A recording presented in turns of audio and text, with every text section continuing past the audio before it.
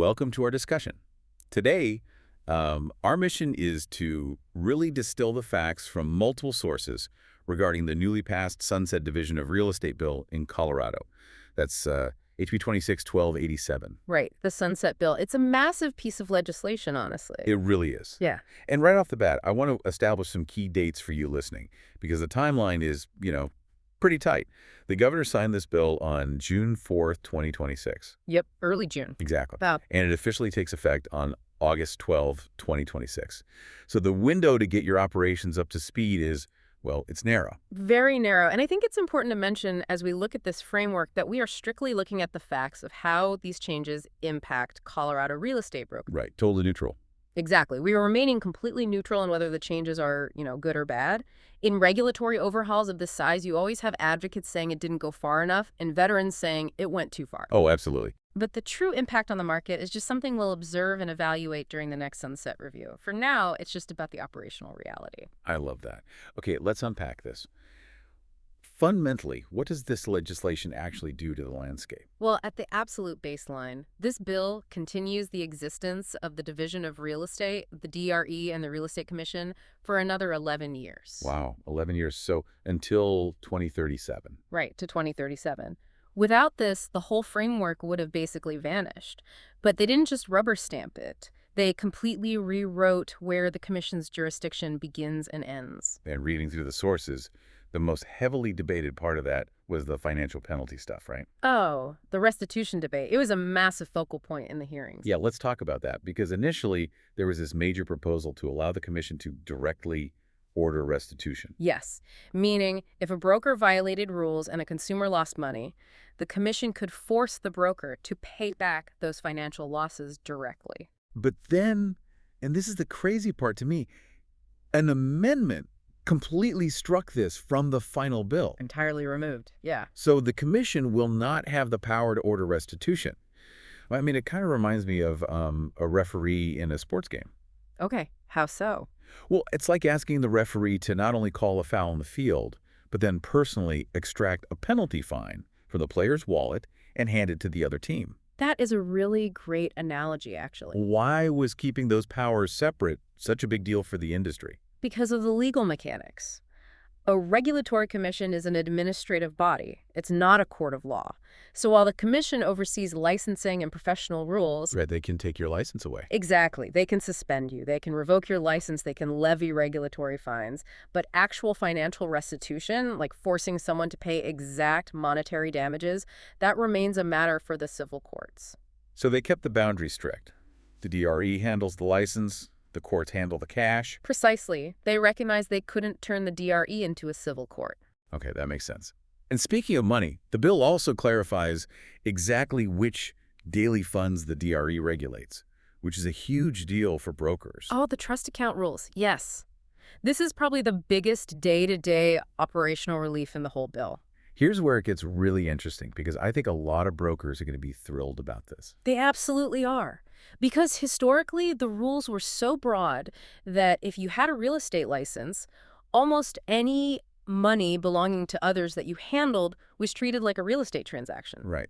So if I'm a broker and I'm just, handling money for my kids' middle school bake sale or a charity fundraiser, the old interpretation basically said I had to put that into a formal state-audited trust account. Which is just administrative paranoia. It discouraged brokers from being involved in their own communities. Nobody wants the state auditing their brokerage over $50 from a school raffle. Exactly. So the new amendment clears this up beautifully. It specifies that real estate licensees are only required to use trust accounts for funds handled when performing functions that actually require a real estate license. When performing functions that require a license, that is such a clear line. It really is. It prevents the commingling of professional regulatory oversight with your personal community activities. So the DRE stays out of the bake sale. Right. It ensures the division's focus remains strictly on consumer protection in actual real estate transactions. Which is a win for everybody. Okay, so we've covered the boundaries for money. Let's shift to how the bill redefines boundaries for sharing information. The paperwork side of things, yeah. Yeah, specifically the affiliated business arrangements, the FBA disclosures, because those are now much simpler. They are. The old rules were interpreted in a way that required you to disclose an affiliated business arrangement to all parties at the time of contract execution. Which is just bizarre. If I'm referring my buyer to my affiliated mortgage lender, why do I need to officially disclose that to the seller weeks later at the closing table? You don't anymore. That caused so much confusion. Now, the rule is streamlined.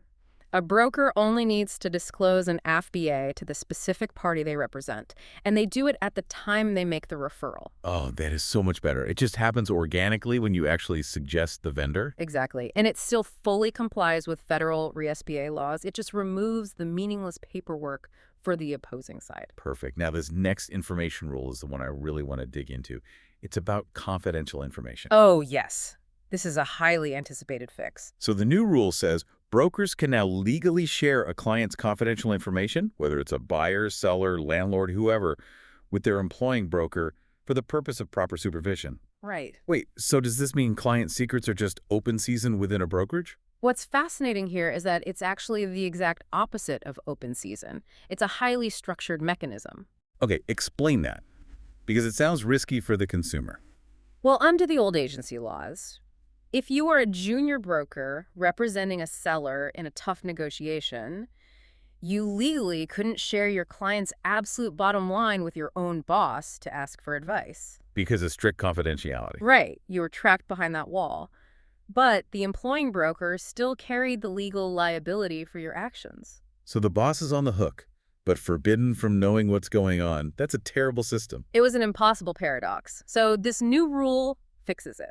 Information can flow upward for proper mentorship and oversight, but the key caveat is that the employing broker is strictly bound by law not to use this information to the detriment of the client. Ah, okay, so it's a one-way street. Exactly. It ultimately serves the consumer by ensuring the junior broker is getting proper, experienced guidance without weaponizing that data against the client. That makes a lot of sense. And speaking of making sure brokers are doing things right, we should briefly touch on the continuing education penalty. Right, the CE requirements. The Commission now has the specific authority to immediately inactivate a broker's license if they fail to comply with their continuing education. Immediate inactivation. There's no drawn-out gray area anymore. If you don't take your classes, your ability to legally work is just turned off.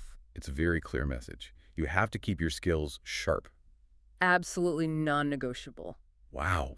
Okay, so if we zoom out and look at all of this, it's been a really interesting discussion. It really represents a massive shifting of regulatory boundaries. Yeah, simplifying some areas while tightening others. Right.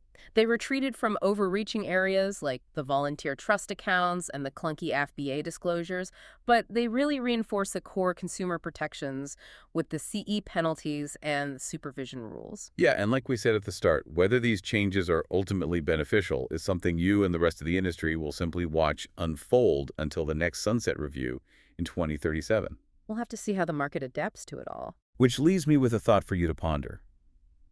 As employing brokers gain more access to this confidential client information for supervision, how is this going to reshape the internal culture of brokerages? That's a great question. Right.